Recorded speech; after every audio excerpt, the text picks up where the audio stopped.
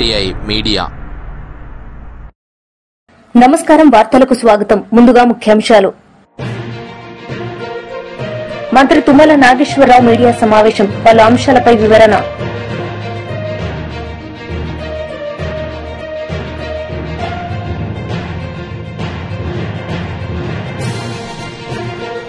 YCP leader Appalaraju media సమావేశం, పలు అంశాలపై వివరణ. వ్యవసాయ శాఖ మంత్రి తుమ్మల నాగేశ్వరరావు మీడియా సమావేశం నిర్వహించారు. ఈ సందర్భంగా ఆయన మాట్లాడారు. అందుట్లో సబ్ కమిటీకి సంబంధించినటువంటి సమాచారం కానీ, కమిషన్ అడిగినటువంటి ప్రశ్నలకి పొంతం లేకుండా ఆయన ఇచ్చినటువంటి సమాధానాలు వాస్తవాలకు దూరంగా ఉన్నాయి. ముఖ్యంగా ఆయన ప్రస్తావించినటువంటి సబ్ కమిటీ అది కాళేశ్వరం నిర్మాణం కోసం వేసినటువంటి సబ్ కమిటీ కాదు.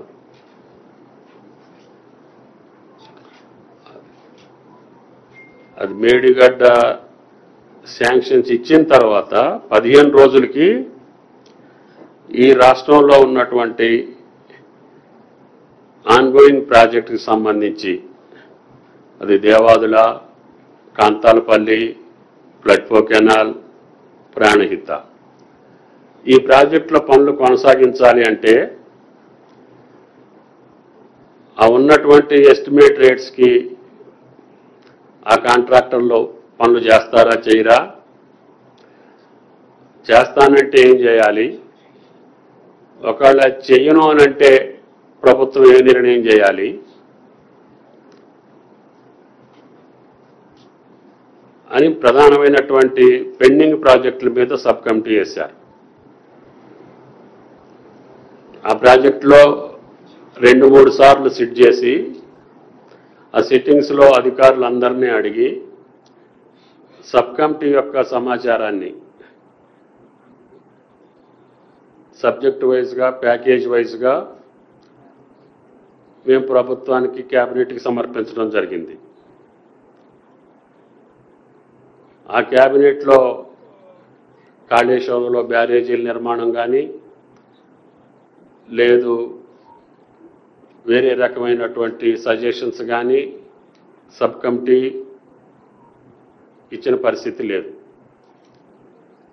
4 ప్రాజెక్టుల మీద ఏ ప్యాకేజీలు ఏ రకంగా చేస్తే బాగుంటుంది, ఒకవేళ ఎక్సెస్ అమౌంట్ కానీ లేకపోతే ఓవర్ ఎస్టిమేట్స్ కానీ ఉంటే మళ్ళీ స్విచ్ ఛాలెంజ్ పిలవటమా, లేదు కొత్త SSR రేట్స్ ప్రకారంగా చేయాలా అనే అంశాల మీద మాత్రమే ఆ సబ్ కమిటీ నిర్ధారణ చేసి క్యాబినెట్కి ఇచ్చాం.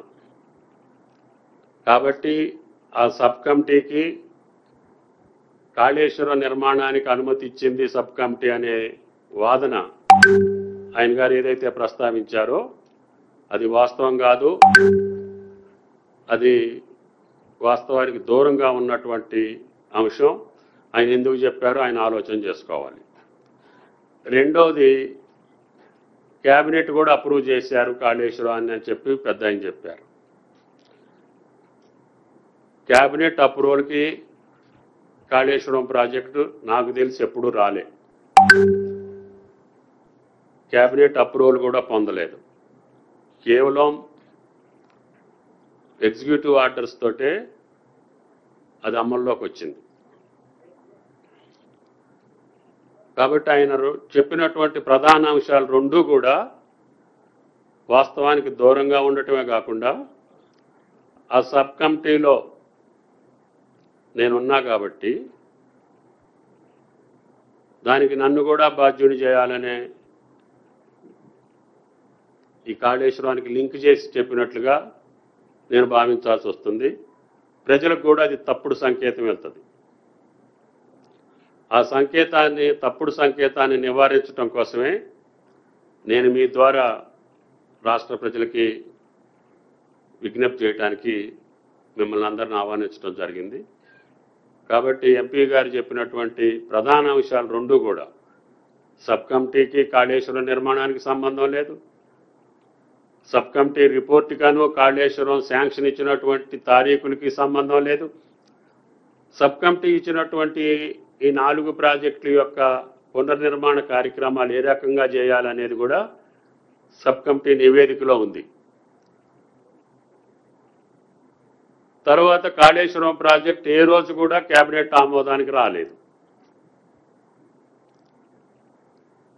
మరి ఎందుకు ఆయన ఆ భారాన్ని ఆయన భుజాల మీద ఎందుకు వేసుకుంటున్నాడు? ఆ తప్పుని లేకపోతే ఆ పొరపాటుని లేకపోతే కమిషన్ ముందు అబద్ధాలు ఆడాల్సినటువంటి అవసరం ఆ పెద్ద ఆయనకి ఎందుకు వచ్చింది అర్థం చేసుకోవాల్సిందిగా మీ అందరికీ విజ్ఞప్తి చేస్తున్నా. కాబట్టి నేను వ్యక్తిగతంగా 43 సంవత్సరాలుగా రాజకీయాల్లో ఒక పద్ధతితోటి, ఒక నిబద్ధతతోటి, ఒక నిజాయితీతోటి రాజకీయాలు నడుపుకుంటూ వస్తున్నా. వీలైన కాడికి మీలాంటి మిత్రుల యొక్క సహకారంతో నా రాజకీయ ప్రస్థానం నడిచింది తప్ప ఎక్కడా కూడా తెలిసి పొరపాటు చేయలేదు. నా యొక్క వ్యక్తిత్వం కూడా ఆయనకు తెలుసు. ఆయన కూడా నాకు 4-5 సంవత్సరాలుగా నేను ఆ క్యాబినెట్లో ఉన్నా కాబట్టి ఆయన పట్ల కూడా నాకు గౌరవం ఉంది. కానీ ఈ ప్రకటన చూసిన తర్వాత, కమిషన్కి ఆయన ఇచ్చినటువంటి సమాచారాన్ని చూసిన తర్వాత నాకు కొంత బాధ, కొంత అనుమానం. వైసీపీ లీడర్ అప్పలరాజు మీడియా సమావేశం నిర్వహించారు. ఈ సందర్భంగా ఆయన మాట్లాడారు. ఇంప్లిమెంట్ చేసినట్టు ఇంకా కొన్ని ఏవో మిగులున్నాయి, వాటిని కూడా ఇచ్చేయండి అంటూ ప్రభుత్వాన్ని లేపే ప్రయత్నం చేస్తూ ఉన్నారు. నేను అడుగుతా ఉన్నాను, ఈ ఏడాది కాలంలో మీరు చేసిందేంటి? చంద్రబాబు గారు ఎప్పుడు ముఖ్యమంత్రి అయినా సరే, వెన్నుపోటుతో మొదటిసారి ముఖ్యమంత్రి అయినప్పుడైనా, తదనంతరం 99లో ఆయన ముఖ్యమంత్రి అయినా, అప్పుడు ఒక రకమైనటువంటి మేనిఫెస్టో అనౌన్స్ చేశారు. ఆయన 99లో ఆయన అనౌన్స్ చేసినటువంటి మేనిఫెస్టో ఇది, రెండోసారి ముఖ్యమంత్రిగా ఉన్నాడు. మరి ఆ తర్వాత 2014-19 సమయంలో ముఖ్యమంత్రి అయినా సరే, this is the then manifesto. సుమారుగా 600 హామీలు ఇచ్చాడు అప్పుడు ఆయన. మరి ఇది లేటెస్ట్ 24లో ఇచ్చినటువంటి మేనిఫెస్టో అయినా, ఏ ఒక్కసారైనా మేనిఫెస్టోలో చెప్పిన దానికి ఆయన కట్టుబడి ఉండి హామీలు నెరవేర్చినటువంటి సందర్భం ఉందా అని నేను అడుగుతా ఉన్నా. At any point of time, during any other tenure, ఈ టెన్యూర్ కాకుండా అంతకుముందు టెన్యూర్స్ అయినా ఏ ఒక్కసారైనా సరే, ప్రతిసారి కూడా వెన్నుపోటే, ప్రతిసారి కూడా రాష్ట్రం తిరోగమనం అన్ని రంగాల్లో కూడా. మీరు తీసుకోండి, ఈ ఏడాది కాలం గురించి ఒకసారి మనం మాట్లాడుకుంటే, మేజర్ ప్రామిసెస్ సూపర్ 6 హామీలు అన్నాడు ఆయన. Major promises. Apart from that, మేనిఫెస్టోలో ఒక 143 హామీలు చెప్పాడు ఆయన. ఎన్ని హామీలు ఉన్నాయి నెరవేర్చాడు ఆయన? నాకు అర్థం కాదు. ఏమనంటే పెన్షన్లు పెంచిస్తున్నాము అంట. మీరు చెప్పింది ఏంటి పెన్షన్ల గురించి? మీరు పెన్షన్లకు సంబంధించి మీరు ఇచ్చిన హామీ ఏంటి? బీసీ, ఎస్సీ, ఎస్టీలకు 50 సంవత్సరాలకే పెన్షన్ ఇస్తానని చెప్పి ఆ రోజు మీరు హామీ ఇచ్చారు. ఇస్తున్నారా మీరు 50 సంవత్సరాలకు పెన్షన్లు? 50 సంవత్సరాలకు మీరు పెన్షన్లు ఇస్తే అదనంగా 20 లక్షల మంది పెన్షనర్స్ యాడ్ అవ్వాలి. అంటే జగన్మోహన్ రెడ్డి గారు ప్రభుత్వం దిగిపోయే సమయానికి ఉన్నటువంటి 65-66 లక్షల పెన్షనర్లకి అదనంగా 20 లక్షల పెన్షన్స్ యాడ్ అవ్వాలి. మీరు ఇచ్చినటువంటి హామీ ఇది. కానీ ఈ ఏడాది కాలంలోనే జగన్మోహన్ రెడ్డి గారు దిగిపోయే సమయానికి ఉన్నటువంటి పెన్షన్ల కంటే 4 లక్షల పెన్షన్లని తగ్గించి, ఆ 4 లక్షల పెన్షన్లు కట్ చేసిన తర్వాత ఏదైతే రిమైనింగ్ అమౌంట్ ఉందో దాన్ని మీరు అప్రోప్రియేట్ చేశారు దానికి. ఇది కాదా వాస్తవం? బీజేపీ లీడర్ మీడియా సమావేశం నిర్వహించారు. ఈ సందర్భంగా ఆయన మాట్లాడారు. చేవెళ్ళ వాసుని మా ఊరక్కడనే ఉంటది. నేను చెప్పిన ఏంటంటే ఈ ప్రాణహిత చేవెళ్ళాన్ని అసాధ్యమైన ప్రాజెక్టు, ఇది తెలంగాణను నాశనం చేసే ప్రాజెక్టు. కాళేశ్వరం కాదు, ప్రాణహిత చేవెళ్ళ. ఎందుకంటే అప్పుడు 40,000 కోట్లతోటి అప్పుల పాలైతుంది. మేము ఇంకో నీళ్ళ సుక్క అడగరాదు. ఎందుకంటే మా నోట్లో ఒక ప్రాణహిత చేవెళ్ళ అని ఒక చాక్లెట్ పెట్టేసిండు, మా నోరు మూసుకోవాల్సి వస్తుంది, మళ్ళీ ఇంకో ప్రాజెక్ట్ అడగరాదు. అండ్ ఇది అసాధ్యమైన ప్రాజెక్ట్ అని చెప్పిన. అది నిజంగానే అప్పుడు ఆ రోజు చేసిన కాంగ్రెస్ ప్రభుత్వం అది చేవెళ్ళ వరకు నీళ్ళు తీసుకురావాలంటే నేను అప్పుడు లెక్కలు కూడా చూపెట్టిన. 2 లక్షల నుంచి 5 లక్షల రూపాయలు ఎకరానికి పర్ క్రాప్ కు అంత అవుతుండే. నేనేమో తప్పు చేసినా అని ఎన్నో విధాలంగా లెక్క చేసేస్తే ఎటు చూసినా కూడా 2-2.5 లక్షల కంటే ఎక్కువ కరెంట్ బిల్ మెయింటెనెన్స్ ఉండే. ఇదేది కాళేశ్వరం కాదు, ప్రాణహిత చేవెళ్ళ, అంబేద్కర్ ప్రాణహిత చేవెళ్ళ ప్రాజెక్ట్. అయితే నేను వ్యతిరేకించినప్పుడు ఇంజనీర్స్ అందరూ కొంతమంది ఇప్పుడు లేనోళ్ళ గురించి మాట్లాడవద్దు కానీ, అయితే వాళ్ళు వికారాబాద్కి వచ్చేస్తే నేను చెప్పినాను ఏంటంటే ఇది అసాధ్యమైంది, మాకు అంటగట్టగండ్రి, పేరుకు మా ప్రాజెక్ట్ కానీ చేవెళ్ళ పేరు పెట్టని, చేవెళ్ళకు ఒక్క సుక్క నీళ్లు కూడా రాదు. చేవెళ్ళకి నీళ్లు ఒకవేళ వచ్చినా కూడా దాన్ని 4 లక్షల ఎకరానికి ఖర్చు అవుతాయి. దానివల్ల 40,000 రూపాయల ఎకరానికి చేవెళ్ళ రైతుల జేబులో పెట్టండి అని ఎన్నోసార్లు చెప్తే ఆ ఇంజనీర్లు కొంతమంది ఇంకా వాళ్ళ గురించి చెడు మాట్లాడారు. మీకేమన్నా తెలుసా? మీరు పేదల గురించి ఏమన్నా తెలుసా? మీకు పేదలకు దాహం అంటే ఏందో తెలుసా? మేమేమో నీళ్ళు ఇస్తుంటే నువ్వేవో ఆపుతందుకు అని అన్నారు. మీరు నిజంగానే నీళ్లు ఇస్తుంటే నేను అప్పుడు పాపం కానీ మీరు నీళ్లు ఇస్తలేరు, మాయ మాట చెప్తున్నారు. ఇవన్నీ కూడా అది ఉద్యమం అప్పుడు. దాని తర్వాత ఇప్పుడు కేసీఆర్ గారి గురించి చెప్పినాం. కేసీఆర్ గారికి ఇదంతా కూడా అవగాహన ఉన్నది. దాని తర్వాత టీఆర్ఎస్ పార్టీలు జాయిన్ అయినా. దాని తర్వాత కేసీఆర్ దీన్ని నేను అనుకున్నా రద్దు చేస్తాడు అనుకుంటే రద్దు చేయలేదు. పేరు మార్చింది, ఇంత డిజైన్ మార్చిండు. పేరు అంబేద్కర్ పేరు తీసేసి ఆయన సొంత పేరు పెట్టుకుండ్రు. కాళేశ్వరం అని మీరు చెప్పలేదు, ఈటల రాజేందర్ చెప్పలేదు, హరీష్ రావు గారు కూడా చెప్పలేదు అనుకుంటా. అది సొంత కేసీఆర్. బీఆర్ఎస్ లీడర్ మీడియా సమావేశం నిర్వహించారు. ఈ సందర్భంగా ఆయన మాట్లాడారు. బాగా ఓపెన్ గా చెప్పినటువంటి సంఘటనలు, కానీ ఇప్పుడున్నటువంటి డమ్మీ పిసిసి అధ్యక్షుడు మేము అడిగిన ప్రశ్నలకు సమాధానం చెప్పలేక మరి ముఖ్యమంత్రి గారి యొక్క పాట పాడుతూ వత్తాసు పడుగుతా ఉన్నాడు. ఇవి చాలా చాలా తీవ్రంగా ఈరోజు తెలంగాణ సమాజం అంతా కూడా, బీఆర్ఎస్ పార్టీ కాదు, తెలంగాణ సంబంధించిన ఉద్యమకారులు కాదు, తెలంగాణ సమాజం అంతా కూడా బాధపడుతూ ఉన్నది. ఈరోజు తప్పకుండా సరైన సమయం గురించి చూస్తా ఉన్నది. మీరు మాట్లాడే భాష ఇంకా మార్చుకోలేనా? ఒకటే ఒక దారి, తప్పకుండా ఆయనకి గుణపాఠం చెప్పడమే ప్రజాక్షేత్రంలో. డెఫినెట్ గా రేపు పొద్దున మీరు ఇచ్చిన హామీలు, మీరు మాట్లాడే మాటలు, మీరు చేసే పనులు ఏ రకంగా ఉన్నాయో అన్ని కూడా ప్రజలకు వివరించి తప్పకుండా తగిన గుణపాఠం చెప్పే విధంగా బీఆర్ఎస్ పార్టీ సంసిద్ధంగా ఉంటుందని చెప్పి ఈ సందర్భంగా కాంగ్రెస్ పార్టీని హెచ్చరిస్తా ఉన్నది. ముఖ్యంగా ముఖ్యమంత్రి గారిని.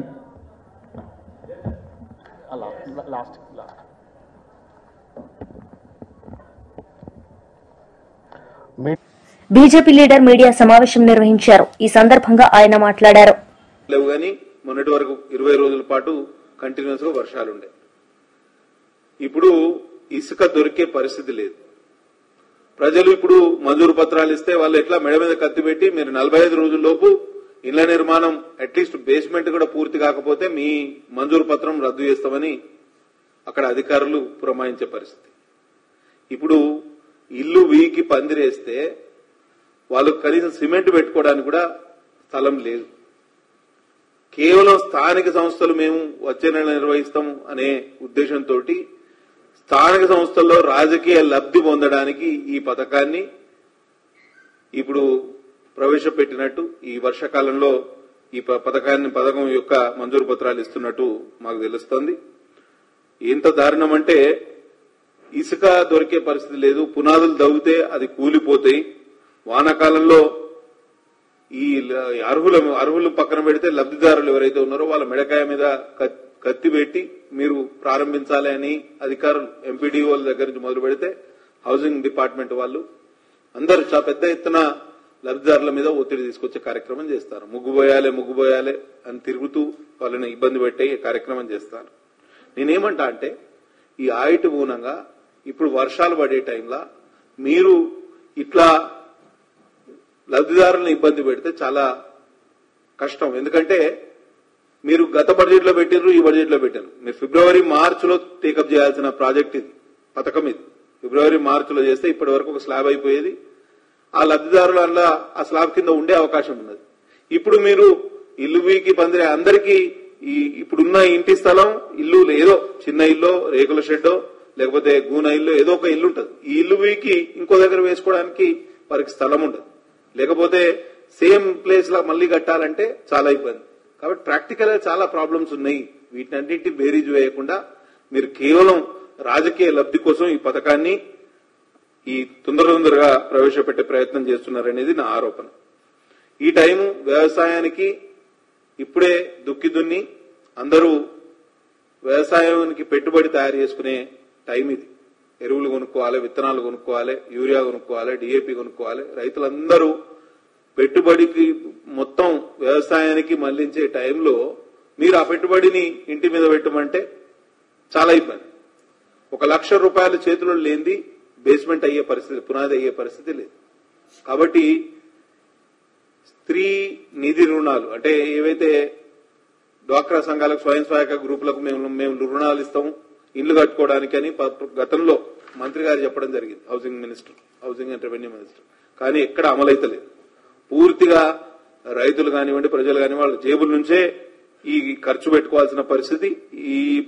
ఈ టైంలో ఎక్కడ అప్పు కూడా పుట్టే పరిస్థితి ఉండదు. ఇదంతా ఇట్లా ఉంటే అన్టైమ్లీ ఈ పథకాన్ని ప్రవేశపెట్టి టైం కాని టైంలో ప్రవేశపెట్టి లబ్ధిదారుల్ని, రైతుల్ని ఇబ్బంది పెట్టే కార్యక్రమం ప్రభుత్వం చేస్తా ఉంటే ఇందిరమ్మ కమిటీలు పూర్తిగా అవినీతిమయమైపోయినాయి. 50,000 రూపాయలు మంజూరు పత్రం ఇచ్చేటప్పుడు 50,000 రూపాయలు. ఫస్ట్ బిల్లు వస్తే 1 లక్ష రూపాయలు ఫస్ట్ బిల్లు వస్తుందని అధికారులు చెప్తున్నా. అప్పుడు ఒక 50,000 ఇవ్వాలనేది ఒప్పందం చేసుకుని చాలా చోట్ల బేరసారాలు జరుగుతున్నాయి. అందులో పంచాయత్ సెక్రటరీలు, అధికారులు కూడా భాగస్వాములై ఉన్నారు. అటు ఇందిరమ్మ కమిటీలో ఉన్న వాళ్ళు మొత్తం కాంగ్రెస్ నాయకులే. ఇది కేవలం ప్రభుత్వ పథకం కాదు, ఇది కాంగ్రెస్ పార్టీ పథకం లాగా ఒక ప్రహసనంగా మారింది అనేది మా ఆరోపణ. ఇది ఎంత దారుణం అంటే మా దగ్గర చింతలమనేపల్లి మండలం అనే ఒక మండలం ఉన్నది. అక్కడ బాబాపూర్ అనే విలేజ్ ఉన్నది. అక్కడ ఒక కాంగ్రెస్ నాయకుడు, ఆయన రేషన్ డీలర్, ఆయన పెద్ద బిల్డింగ్ ఉన్నది. మళ్ళీ ఆయన ఇందిరమ్మ కమిటీలో మెంబర్, ఆయనకే ఇల్లు వస్తుంది. అట్లా ప్రతి చోట పైలట్ విలేజెస్ మా దగ్గర 8 మండలాల్లో 7 మండలాల్లో 4 పైలట్ విలేజెస్ సెలెక్ట్ చేస్తే 4 అక్కడ స్థానిక ఎమ్మెల్యే అయిన నాకు కానివ్వండి, ఎంపీ గారికి కానివ్వండి సమాచారం ఇవ్వకుండా అధికారులు రాత్రి పైలట్ విలేజెస్ సెలెక్ట్ చేశారు. 4 పైలట్ విలేజెస్ రిజర్వ్ ఫారెస్ట్ లో ఉన్నాయి. ఫారెస్ట్ వాళ్ళందరూ అడ్డుకున్నారు. అంటే ప్రజాప్రతినిధులను కట్టుకొట్టే క్రమంలో మీరు ప్రజలకి న్యాయం చేస్తారు. ఒకసారి ఆలోచన చేయండి. మేము రెవెన్యూ సదస్సు కోసం పెంచుకల్పేట మండల కేంద్రానికి రెవెన్యూ హౌసింగ్ మినిస్టర్ మా దగ్గరికి వస్తే, మంత్రి గారు మా దగ్గరికి వస్తే ఆయనకు ఫిర్యాదు చేయడం జరిగింది ఈ విషయంలో. అయినా అసలు పైలట్ విలేజ్ లో మీరు మొదలుపెట్టి 6 నెలలు అయింది. ఎక్కడ ఇండ్లు కనీసం బేస్మెంట్ దాటి బేస్మెంట్ కూడా పూర్తి కాలేదు. ఇటువంటి పరిస్థితుల్లో మళ్ళా మీరు మంజూరు పత్రాలు ఇచ్చి మీరు ప్రజల్ని ఇబ్బంది పెట్టే బదులు ఒకవేళ నిజంగానే పారదర్శకంగా మీరు ఈ పథకాన్ని ప్రవేశపెట్టాలి, లేకపోతే పథకాన్ని అమలు చేయాలనే ఆలోచన ఉంటే ఒక 2-3 నెలలు ఆగండి. అక్టోబర్లో ఎప్పుడైతే దసరా టైంలో మళ్ళా ముహూర్తాలు వస్తాయి, ప్రజలు కూడా కొంత వ్యవసాయం నుంచి కొంచెం వారికి రిలీఫ్ దొరుకుతుంది, వాళ్ళకు ఉపశమనం దొరుకుతుంది, వాళ్ళకు టైం దొరుకుతుంది. అప్పటి నుంచి వర్షాలు కూడా తగ్గుముఖం పడతాయి. ఈ సిమెంట్ స్టోరేజ్ కానివ్వండి, ఇసుక అవైలబిలిటీ కానివ్వండి, ఇవన్నీ కూడా ఈ సాధక బాధకాల నుంచి బయటపడే అవకాశం ఉంటుంది. కాబట్టి కేవలం రాజకీయ లబ్ధి కోసం ఇట్లా చేయడం కరెక్ట్ కాదనేది మా అభిప్రాయం. తెలంగాణ హౌసింగ్ కార్పొరేషన్ అనేది ఒక కార్పొరేషన్ మళ్ళా రివైవ్ చేసింది గవర్నమెంట్ వచ్చిన తర్వాత. కేసీఆర్ 10 సంవత్సరాల్లో హౌసింగ్ డిపార్ట్మెంట్ పూర్తిగా నిర్వీర్యం చేస్తే హౌసింగ్ కార్పొరేషన్. వార్తలు ముగించే ముందు ముఖ్యాంశాలు మరోసారి. మంత్రి తుమ్మల నాగేశ్వరరావు మీడియా సమావేశం, పలు అంశాలపై వివరణ.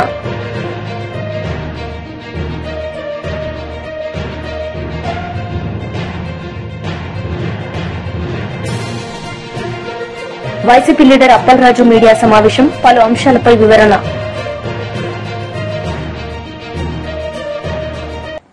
ఈ వార్తలు ఇంతటితో సమాప్తం. తిరిగి ప్రసారమయ్యే వార్తల్లో మళ్లీ కలుద్దాం. అంతవరకు సెలవు. నమస్తే.